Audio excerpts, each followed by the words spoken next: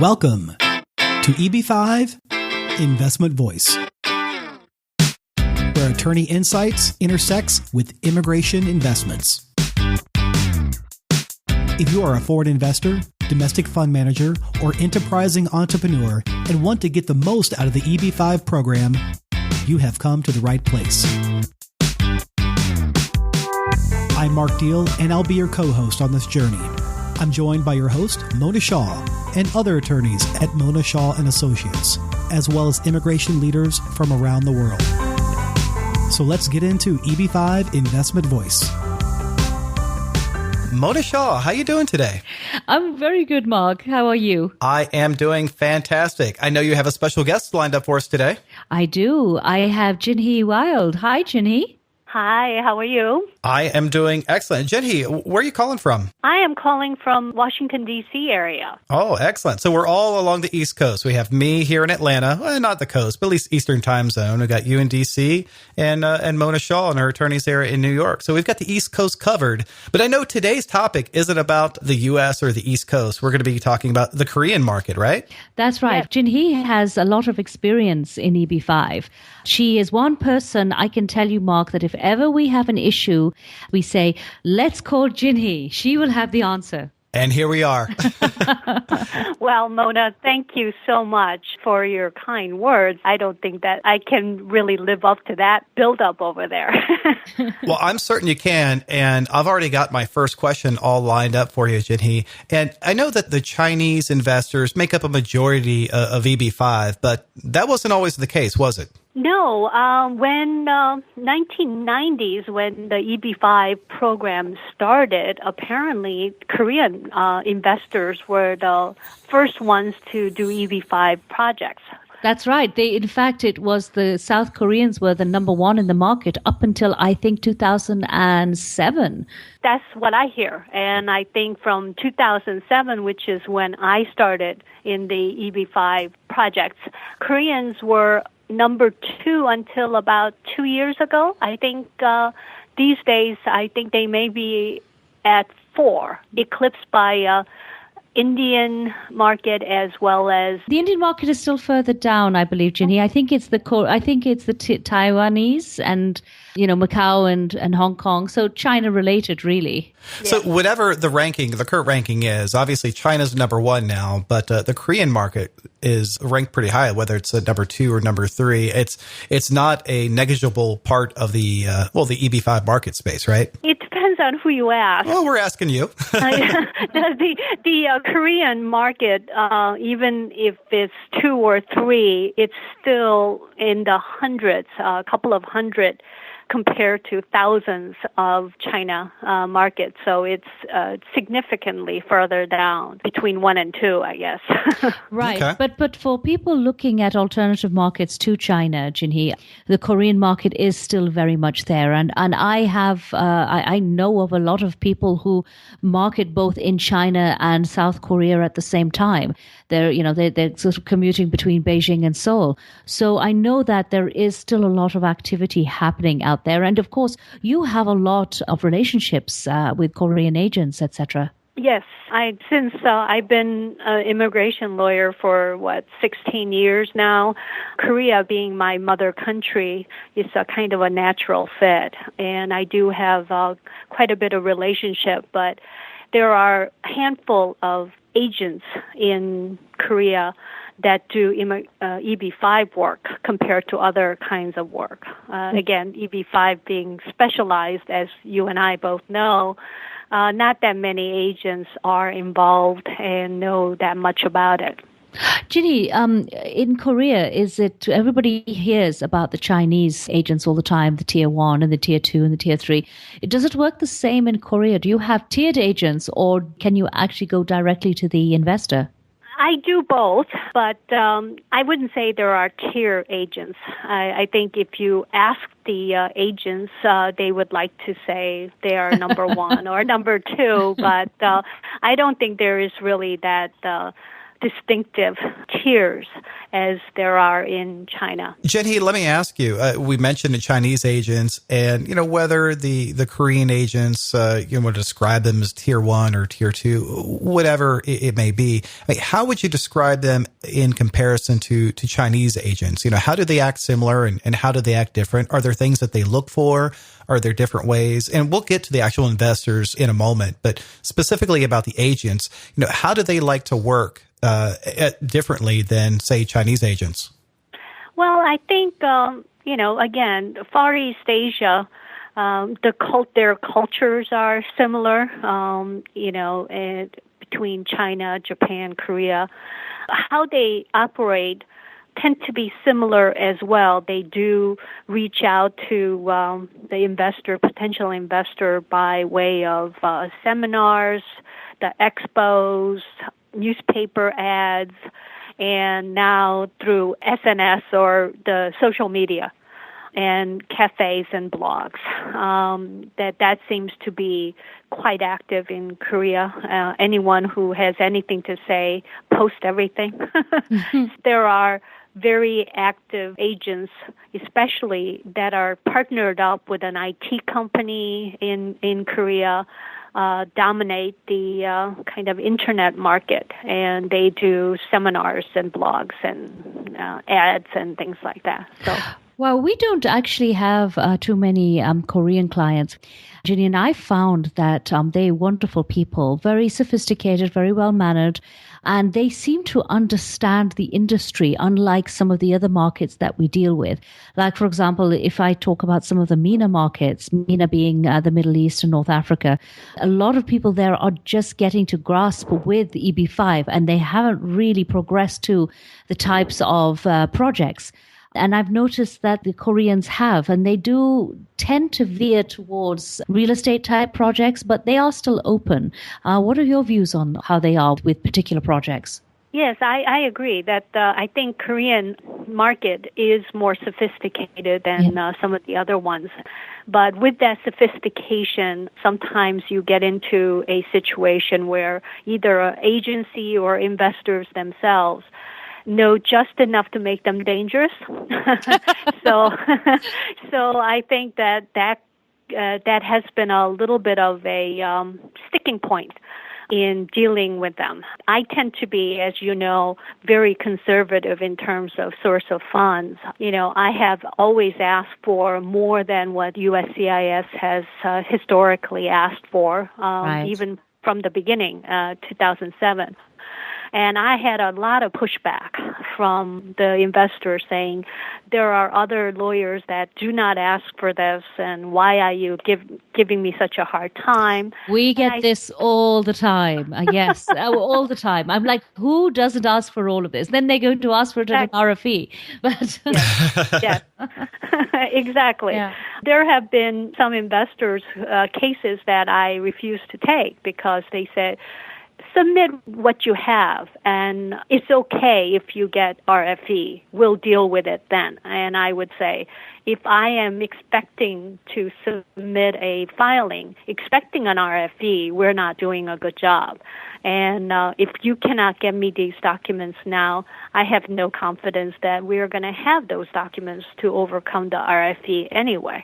Well, I've often heard the saying that the client controls the information, but the attorney controls the argument. So if you're going in with the argument without the information, and you know that up front, and like you said, I know that I'm going to get an RFE or worse, a notice of intent to denial or something like that, why start? And it shows, I think, good integrity on your part to know that you're not going to put something forward that, isn't going to fly. It's just going to be stuck up in another hurdle. So why not get it done right the first time? Yes, that's my view.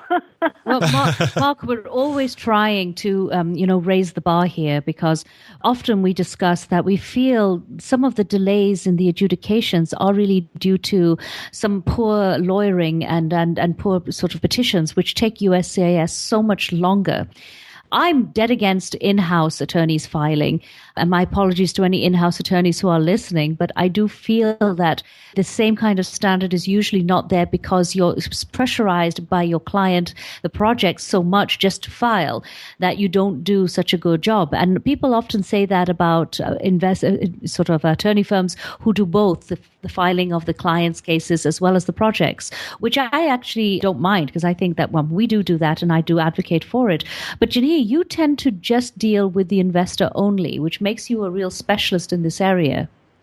That's correct. I have always maintained that I personally cannot really be as independent and arm's length dealing if I was the one who have done the documentation for the project, and then to turn around and if all goes well, it's great. If something else goes wrong, whose side are you going to take? Investor side, or are you going to take the regional center or the project side? So in order to avoid any kind of even appearance of a conflict, I have stood fast and invested my time and effort into representing the investors only. Right. Well, here we differ. Here we differ. But yes, I totally agree that maybe some attorneys wouldn't be able to handle, it. But in immigration, I would argue that dual representation is very common. For example, in things like labor certification, you have the same attorney who deals with the employer as well as the employee, and you just learn how to balance everything. I agree.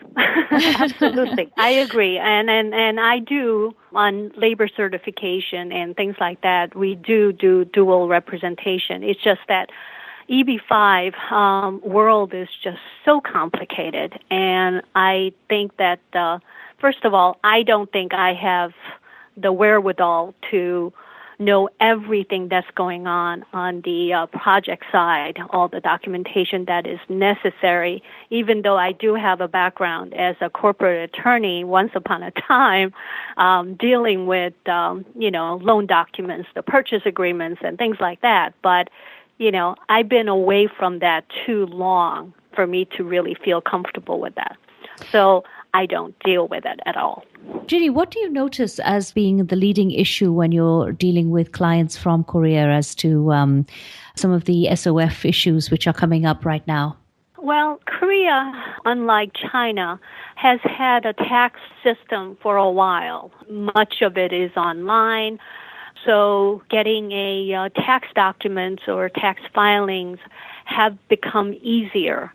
That was not always the case. Even as recent as 7-8 years ago, there have been many small businesses in Korea that only deal in cash or, under the table kind of thing, and they will be underreporting their taxes.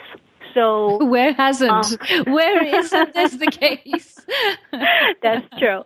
So many of the current, I think, EB5 clients are much more of professionals and big business owners that have gotten these tax documents in line. And I think that smaller, more mom and pop kind of business owners that have done EB5 in the past are getting less and less now.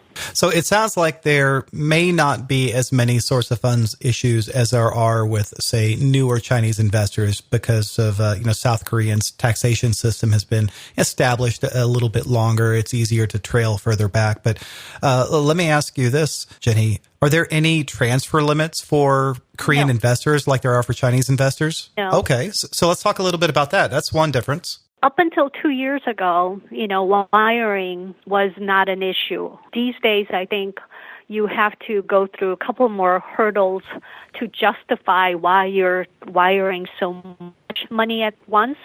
But, except for that application and justifying this is for investing in business, et cetera, et cetera. Well, that's one person, a couple of hurdles, not going out to 10 people and each of them having a hurdle or two. Okay, that's a little easier.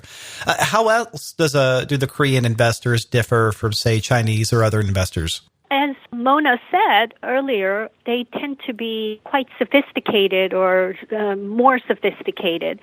They are, as I said, I see more professionals, doctors and lawyers and accountants and fairly large business people that have done multinational kinds of deals. So I think that you will see questions and documentation coming from the Korean investors that are much better than, let's say, Vietnam or China. Yeah, I agree. And I think the translations as well tend to be of a higher quality. Yes, although there are still a lot of translation that come through, and I have my staff review and revise. So we always ask for the translation in a Word document that we can easily correct and send back for revision. Right. This is a huge deal in Chinese cases, Mark, because our office gets these petitions which have supposedly had all their translations certified. And the most simplest things, our staff are looking at it and they're saying, oh no, there's a mistake, there's an error on the even the wording, there's an error here, there's an error there. And you can't knowingly file something where you know there's translation errors. So you go back and forth, that can delay things, it frustrates people, and sometimes it makes a huge difference. There was one particular case, and I know Jinhee would probably have the same kind of stories, where the translation error was related to an appraisal of a property, and they missed a zero.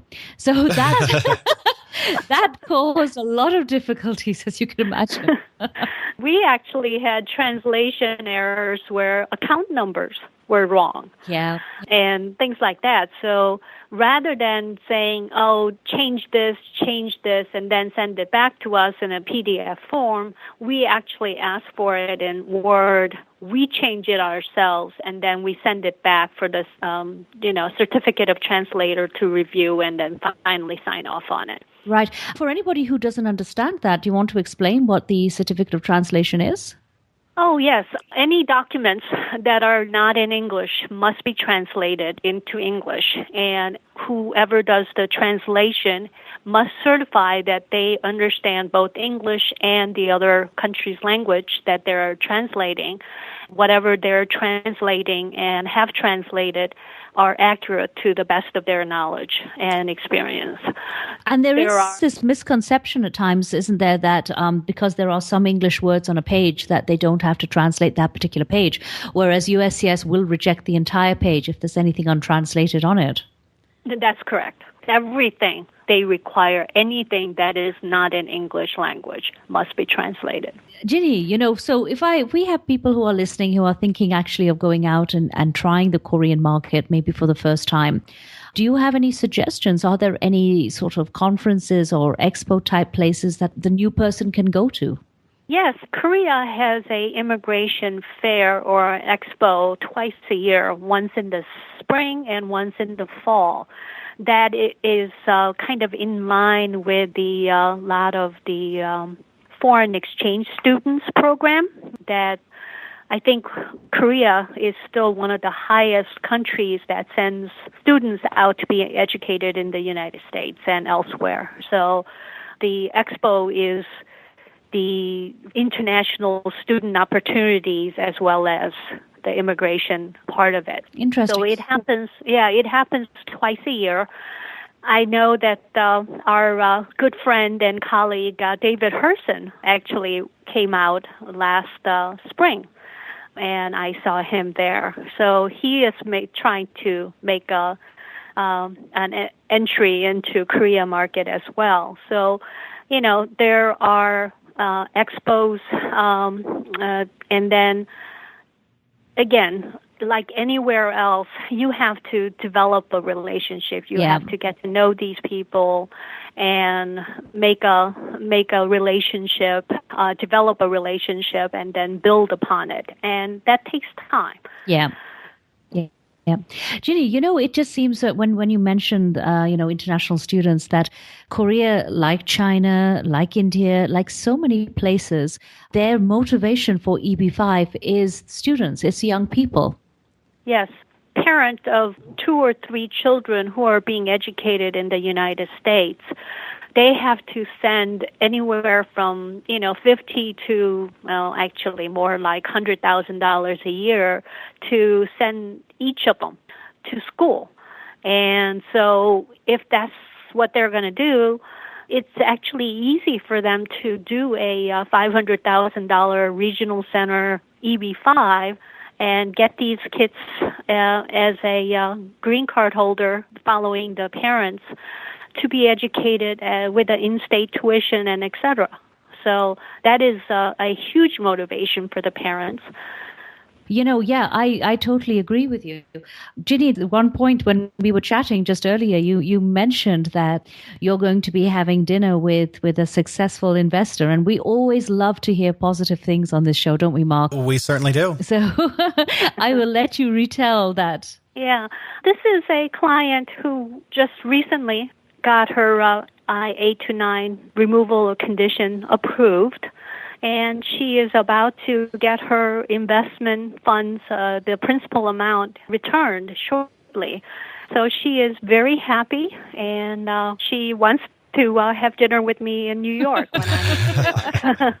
Yes, you're coming up for the EB5 Investors Conference. I think we're actually on the same panel, Marc. Yes, we are. Can you go back when you originally met this investor, when you originally did their 526 petition? Because I really want the person listening right now to know what a big deal it is to have the 829 approved and to be on the cusp of getting their investment back. Yeah, the big and.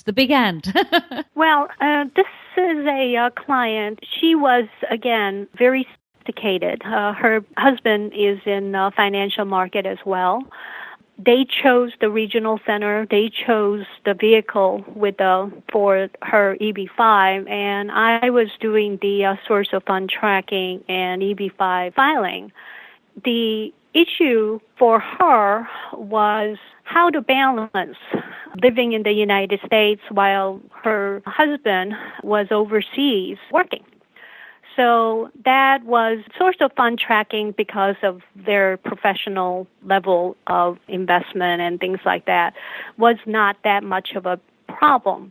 But the problem became how can her husband follow to join her, and then when can his 829 be filed, and we needed to time it in such a way that when she got her 829 approved, that his condition also could be approved as well, even though he hasn't been living here that long. This is quite a common problem, actually. We see this a lot, and Jinhee will see it as well, that husband and wife, maybe the wife is here because of the children are here, going to school. They have to balance getting their green card, and they have to balance the way they live here just because of the time that it takes to get an EB5 petition through, actually.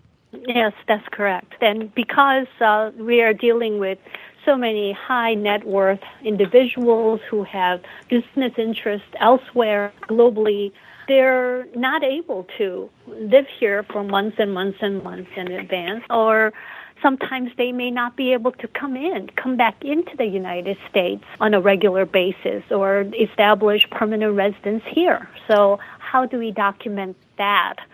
And later on is also an issue for people who want to go on to get their citizenship.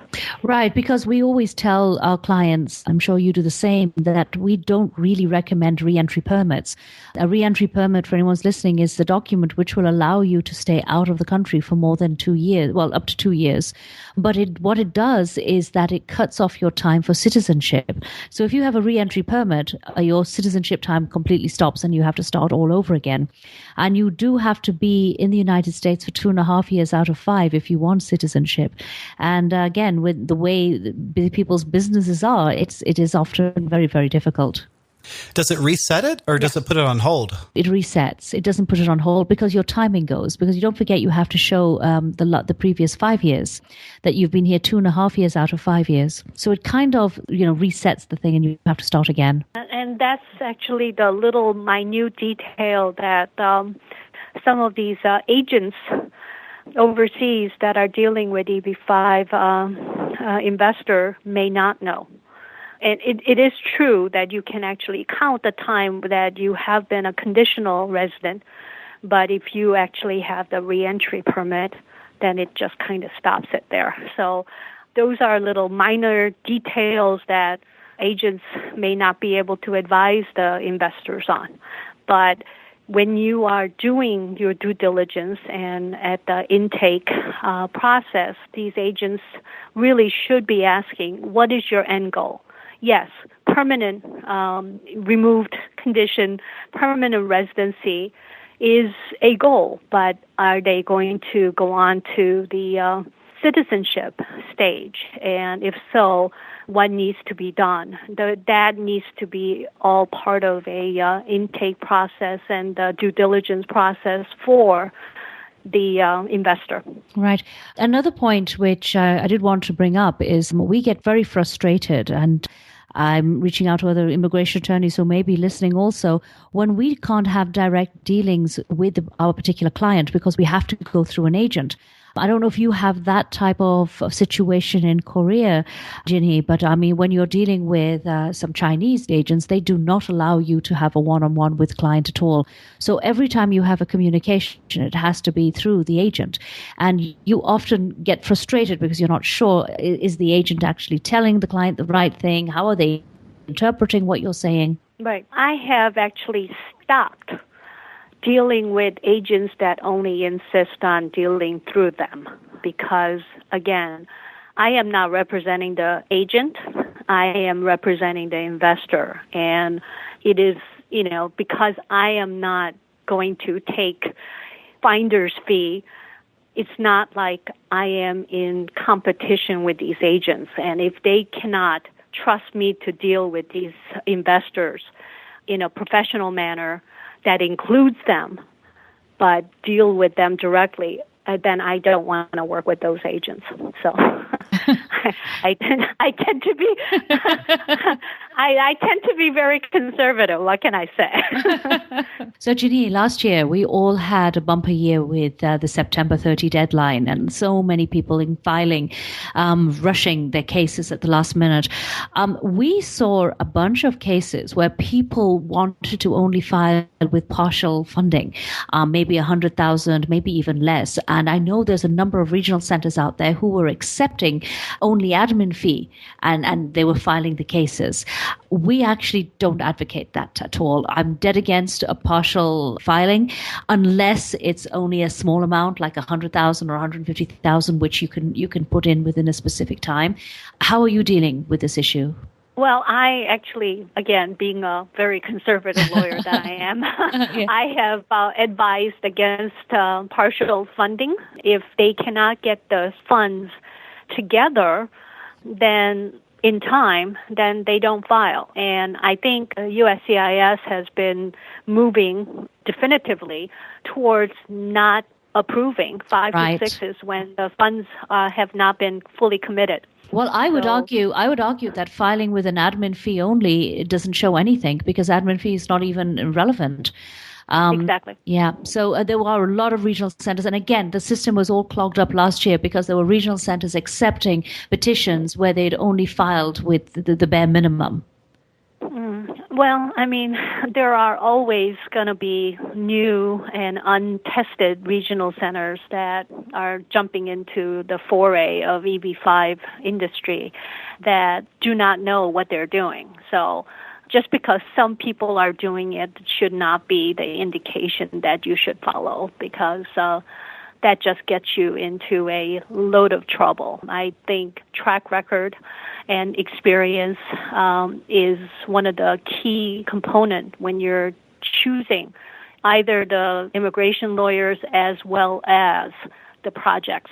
I couldn't agree more. So it sounds like good conservative immigration attorney doesn't want partial funds or admin fees. If you can't get all the funds together, don't file. Well, Jinhee, Mona, I'm glad that we were able to get together and have this great podcast. Thank you so much for coming on.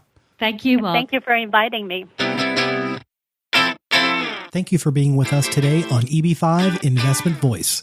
The topics presented in this podcast is informational in nature and is not to be taken as specific legal advice. If you have questions on the topics presented in this episode or other investment immigration needs, please contact Mona Shaw and Associates. Mona and her attorney staff can be reached at mshawlaw.com. That's mshawlaw.com. Make sure you don't miss our next episode focusing on a different aspect of the EB5 program by subscribing to the podcast. While you're at it, leave us a rating on iTunes. If you really found this episode valuable, share it with someone else that could benefit from this information. Until then, I'll see you on the next episode of EB5 Investment Voice.